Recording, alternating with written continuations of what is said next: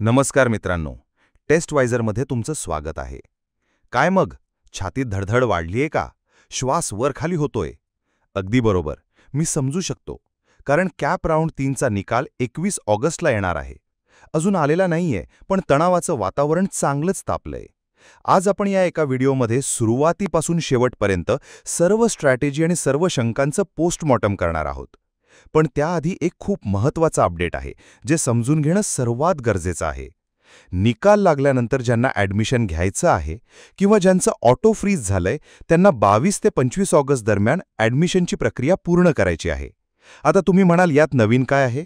थांबा. इथे खूप मोठा क्लू लपलेला आहे. जरा लक्ष द्या. कॅप राऊंड 1 आणि 2 मध्ये ॲडमिशनसाठी किती दिवस मिळाले होते? 3 दिवस. पण यावेळेस राऊंड 3 मध्ये तुम्हाला मिळतायत तब्बल 4 दिवस. हा काही लहानसहान बदल नाहीये.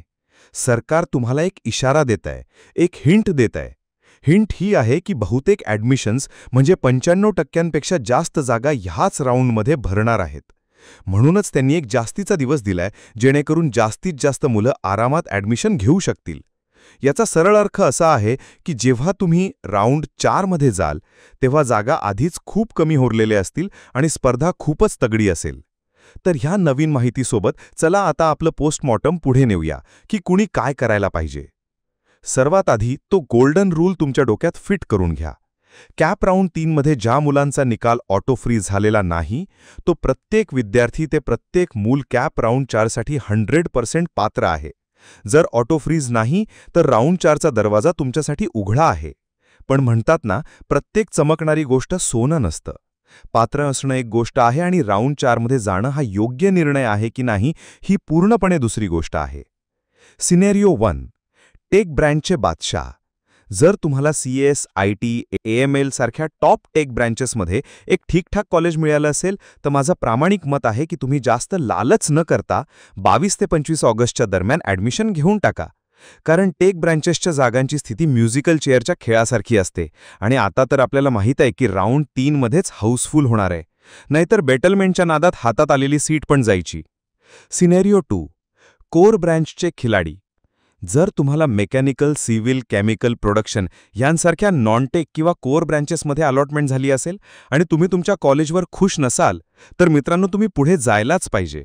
तुम्ही नक्कीच राऊंड 4 साठी प्रयत्न करा, कारण या ब्रँचेसमध्ये पुढे जागा रिकाम्या असण्याची शक्यता असते. तर इथे तुमची डाळ शिजू शकते. पण राऊंड 4 मध्ये जाण्याआधी एक गोष्ट कान उघडे ठेवून ऐका. राऊंड 4 म्हणजे शेवटचा राऊंड. हा एंड गेम आहे. त्यात जे कॉलेज लागेल ते तुम्हाला घ्यावंच लागेल. तुमचं जुनं अलॉटमेंट रद्द होईल. हे कौन बनेगा करोडपतीच्या 7 कोटीच्या प्रश्नासारखं आहे. चुकीचं उत्तर दिलं तर थेट खाली. त्यामुळे खूप विचार करून निर्णय घ्या. चला, ॲडमिशनचं हे चक्रव्यूह तुम्ही पार करालच, पण खरी महाभारत आता सुरू होईल. इंजिनिअरिंगचा अभ्यास. आणि या महाभारतात तुमचा सारथी बनायला आलोय आमचं नवीन चॅनल टेस्टवायझर इंजिनिअरिंग. जी हां, हे चॅनल खास तुमच्यासारख्या इंजिनिअरिंगच्या विद्यार्थ्यांसाठी बनवलंय. तुमची युनिव्हर्सिटी, मग ती SPPU पुणे असो, मुंबई युनिव्हर्सिटी असो किंवा RTMNU नागपूर असो, तिच्या लेटेस्ट सिलेबसप्रमाणे तुम्हाला इथे मॅथ्स, कोडिंग आणि इतर सर्व महत्त्वाच्या विषयांचे व्हिडिओ मिळतील, तेही एकदम सोप्या भाषेत. बॅकलॉगचं टेन्शन आता खतम. तर मग आत्ताच्या आत्ता सबस्क्राईबचं बटन दाबा आणि तुमच्या सर्व मित्रांच्या क्लास ग्रुपमध्ये हा व्हिडिओ शेअर करा. मित्राचं भलं कराल तर दुआ मिळेल. आणि हो, नवीन व्हिडिओ रोज अपलोड होत आहेत, त्यामुळे बेल आयकन दाबायला विसरू नका, म्हणजे कोणतंही महत्त्वाचं लेक्चर मिस होणार नाही. भेटूया पुढच्या व्हिडिओमध्ये. तोपर्यंत तुमच्या रिझल्टसाठी all the best. www.testwiser.com. Testwiser is a digital learning platform designed for students to prepare for board and competitive exams, offering chapter-wise tests and full-length mock tests.